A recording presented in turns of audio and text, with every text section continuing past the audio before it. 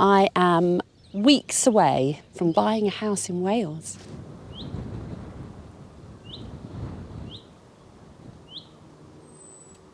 Now, there are a million reasons to do this, and I'm going to tell you about a few of them. We're going on a walk.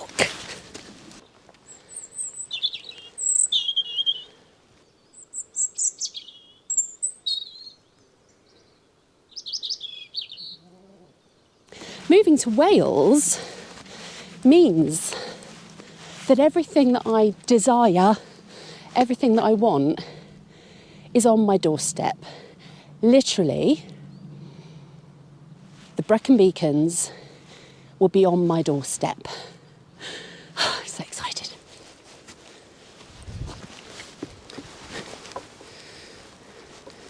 Now, if you've seen my first video, my very first video, I sat declaring that I would buy here one day, and I am. I just feel so close to Wales. I really do. I keep coming back here. Something about it. Maybe it's my spiritual home, but I do want to buy here. I do want to buy here. Who knows what the future brings?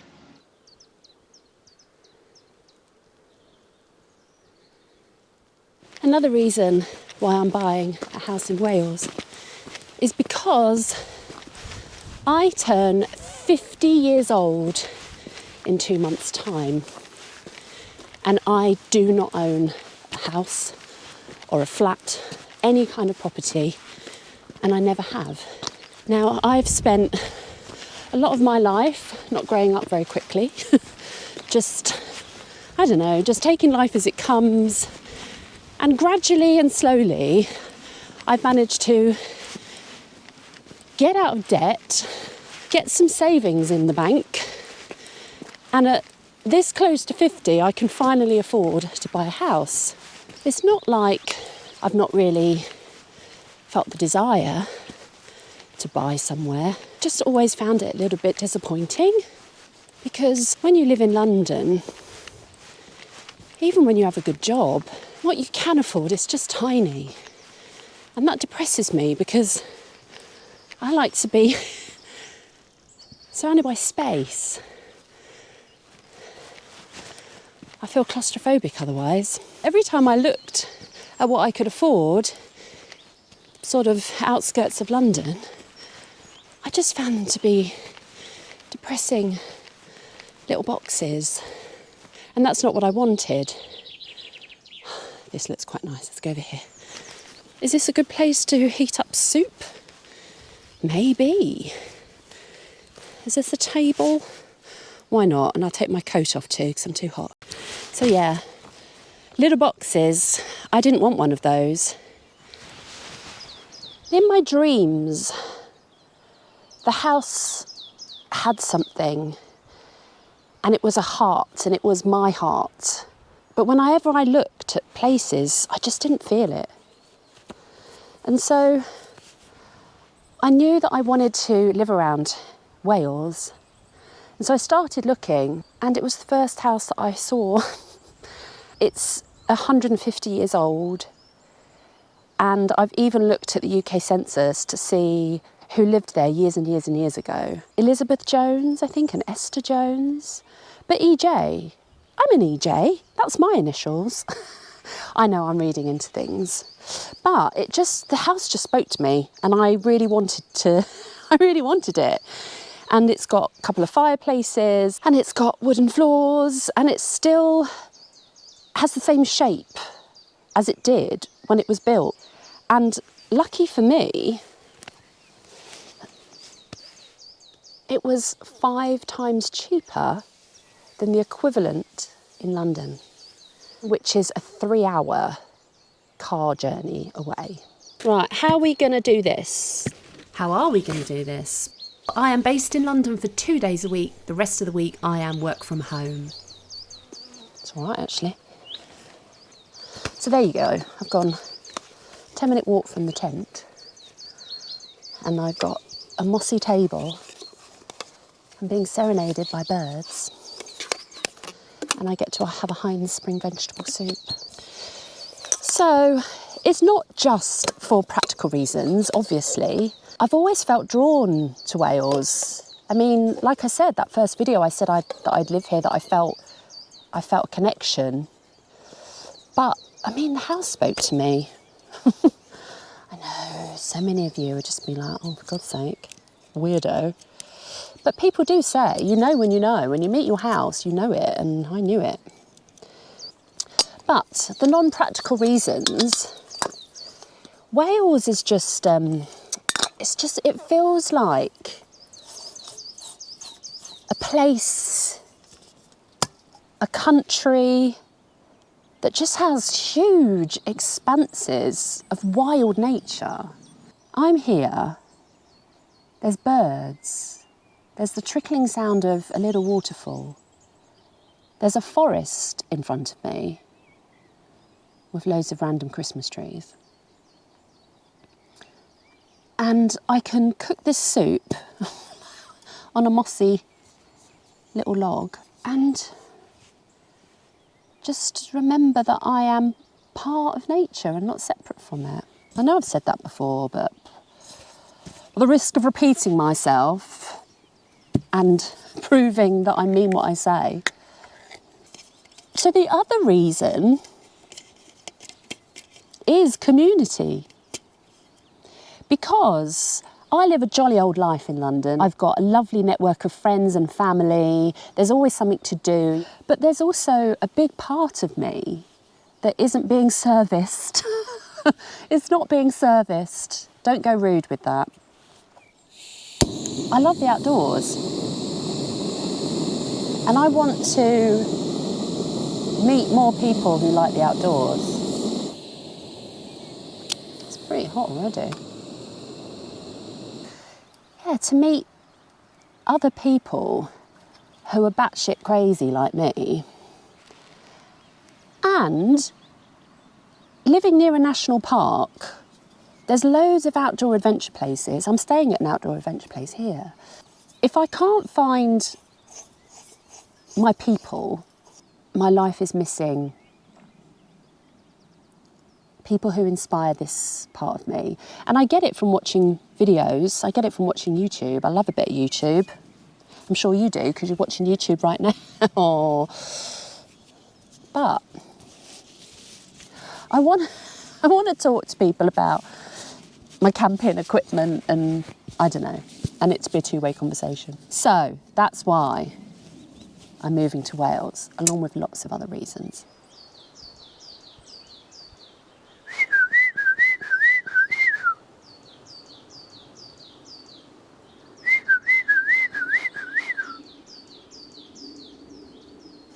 I do appreciate how lucky I am to be able to make the decision to kind of move towards living my dream, because I have that freedom. I'm very lucky that I've got a good job that I enjoy. I don't have any dependents, and I've managed to save up money for a deposit. I have a car. I also have my health, and I'm on the right side of old lady. I'm like just approaching 50, like I said, and it's damn well time for the next chapter.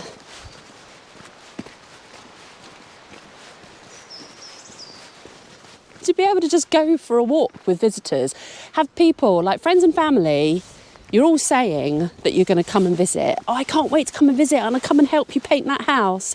You better. There's room for you. And I also appreciate that some of you are probably like, can only manage it once a year because it is a 3-hour drive and you do have family and dependents and responsibilities. So I'm not going to get you very often.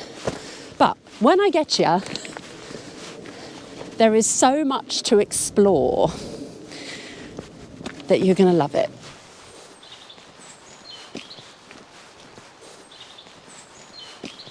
I'm coming to South Wales not knowing anybody. When walking around, everyone is so friendly. Like you pull up in a car park and it's pay and display, and people are coming up going, do you want my ticket? I'm leaving, it's got an hour left on it. Or you go for a Wetherspoons breakfast and there's some people like drinking whiskey and beer on the table next to you while you're having your sausage and beans, and they ask where you're from, and everyone's just nice.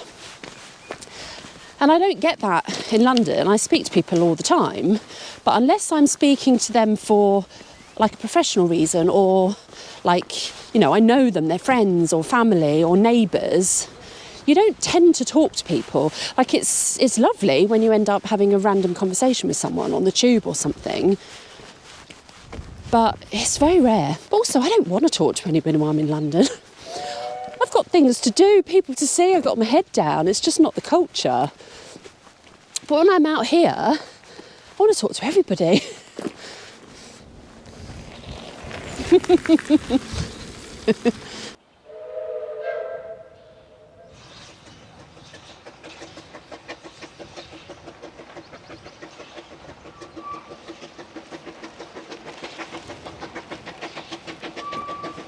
Wow, that train's another good reason, isn't it? Things like that. It's just cute. And that reminds me of another reason. And weirdly, this one feels like it's touching a little emotional nerve. History.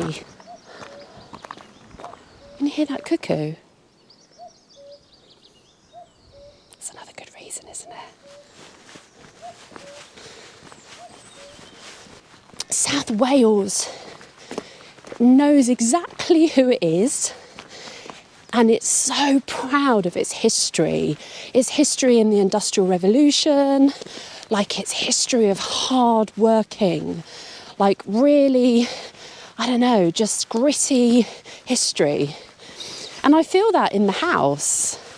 So the reason I looked up in old census to see who lived there was because the house just feels like, I mean, it was built in 1850, 1860, but it has been kind of like hoard out for the last 12 years with 4 different owners who have just used it for like Airbnb or renting.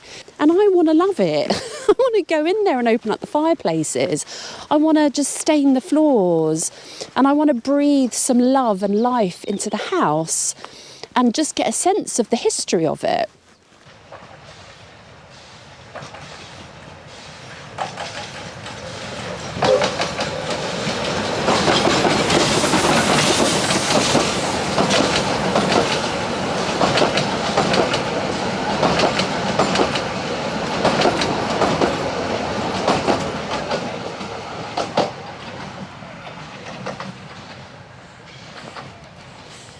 Now, I really hope that this doesn't come off like I don't like being English. I do like being English. I'm half Irish on my mum's side, and I'm half English on my dad's side. I have both a UK and an Irish passport. And the thing about Wales is that I have an affinity to Wales, that there's something special to me, particular, about Wales. So in London, I live in West London, and I grew up in suburbia. And it was nice. I got to go out and play. I grew up in the 70s and 80s, so I got to play outside for hours and hours, and I loved it. But I wouldn't say that I know the ancient history of where I grew up. In London, I know the ancient history of it, and, you know, like the slums of London, the story of cholera, the Great Fire of London, the plague, like Shakespeare, all of the royal dynasty, like the Romans, so much history, but it just feels so far away. It feels like something that we go and look at. In Wales, history is alive. And so when I found this house, I felt like it was living history. I felt that I was going to protect something that was living history. And the town itself that I'm moving to has got some real solid history. And it just feels like it's still in the blood of people that live in this area. It's not like, we could go to an art gallery in London and look at paintings of posh people from years ago or whatever and just think, oh, that's objectively looking at people from years ago. But the stories of like the mining culture and just the stories of South Wales feel like they're still living and breathing. And so when I come here, it feels like a place that is living, like the place itself is living, not just the people in it. And I am so excited and so proud to be a part of that. God, I always get emotional, don't I? I'm on hormone replacement therapy for menopause, so bear with me. For all you Welsh people, if there's any Welsh people that are watching this, I'm sure there is, because the title of this video will be Why I'm Moving to Wales. You're lucky you've got this in your blood, and I am just so excited to be living in that. I can't wait. Wales, I love ya. I'm coming to get ya.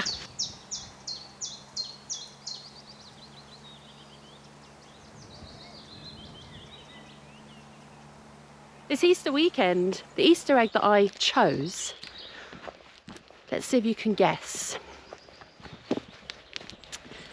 Now, we are Weekend Wildling and we are made of tough stuff. So what chocolate bar in the 80s and 90s had a marketing campaign that it was for blokes and it was like for tough people, especially if you drove a lorry. Have you guessed it? It's Yorkie bar. I'm going to change because I don't want to get these downy bits wet. That was the right move, because it started to rain quite hard as I was putting my other outfit on. I'm still eating my Yorkie bar. Save some for later, Augustus. After that downpour, I guess it's a good time to talk about the elephant in the room, the elephant in this forest, the weather in Wales. Something to do with science means that the west of the British Isles gets a hell of a lot of rain. Now, I think it's got something to do with the Atlantic Ocean. I don't know, but it's like it's picking it up and just plopping it on like the Lake District and Wales. It rains a hell of a lot. If you've got the right equipment and you're prepared to keep changing your clothes, like I just did, then you're all right. There's things that come with that make Wales and the Lake District incredible. Lakes, waterfalls and rainbows. So you have skies that change so drastically, so quickly. You cannot predict the weather. We get all the seasons here. You can go to the same place so many times and it's different every time. For those of you who don't like a bit of rain, I don't mind it. Not only that, but I love the rain. I don't like being cold and wet, but as long as you protect yourself from getting wet and make sure that you've got layers underneath so you're not getting cold, just being out in the rain, it just feels so fresh. It smells fresh and the air just feels really clean. And yeah, the smell is just, yeah, a beautiful smell. I just like the rain. I mean, being in a forest with a cuckoo while it's raining, with that behind you, does that answer the question that I put on this video? Why am I moving to Wales? Look at this mossy ground. There's a million different creatures living in that ground and they're loving it. Which brings me to another reason I want to move to Wales. Because nature. because of birds and because of insects and because the closest thing I get to nature at home is the tree outside my window that has bumblebees and songbirds, which is lovely, but it's also pretty dominated by pigeons and magpies. And here you hear woodpeckers and cuckoos. And I've seen like jays and red kites and just like beetles just around my tent, and like a couple of daddy longlegs living with me inside my tent. And I don't mind. I love insects. That's a weird thing about me, I guess. But I really love insects.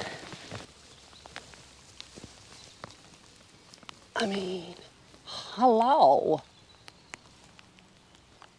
Now, if you're bored of me waffling on, then I won't be offended if you drop off now. Feel free to abandon this ship where the captain is just chatter at you. But it's my video, it's my channel, and I will say what I like, as much as I like, for as long as I like. And if you don't like, then just fast forward to the end. Just skip to the end where I will say goodbye to you. And then it just doesn't feel like we're parting forever. It just means that this one was a bit too much for you, and I'll understand that. Now, I wanted to share with you many reasons, and a few of the reasons are the rainbows, the waterfalls, the mountains and everything.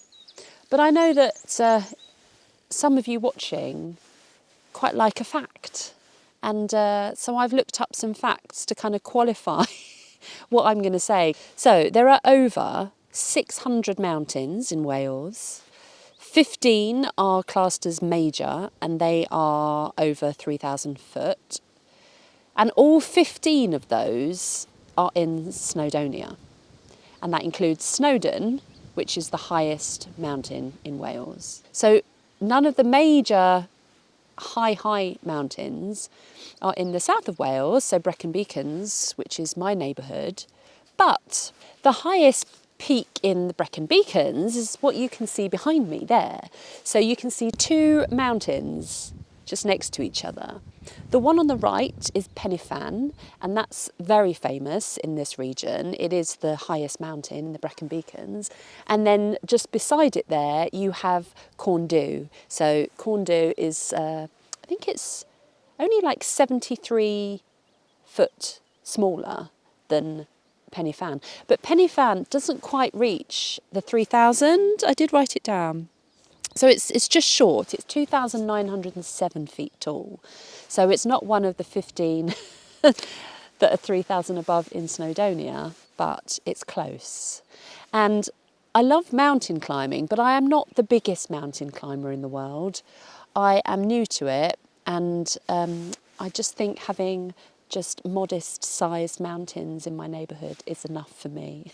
Connection. Wales and mountains. So not only is it a country that has so many mountains, but also it has a connection to the highest and most famous mountain in the world, Everest. Reason? Everest is named after Sir George Everest, who mapped Everest. So he was the person who went and mapped it, and he was a Welshman, and then the mountain was named after him. So George Everest, coming from Wales, the country with over 600 mountains, is the namesake of Mount Everest, the tallest and most famous mountain in the world. I also wanted to talk about reservoirs and waters, and I do have some facts. So I asked my little AI friend how many lakes there were in Wales, and there are between 500 and 600 natural lakes. 500 to 600 natural lakes. So this is not a natural lake, this is man-made, but there are 250 man-made reservoirs, lakes in Wales.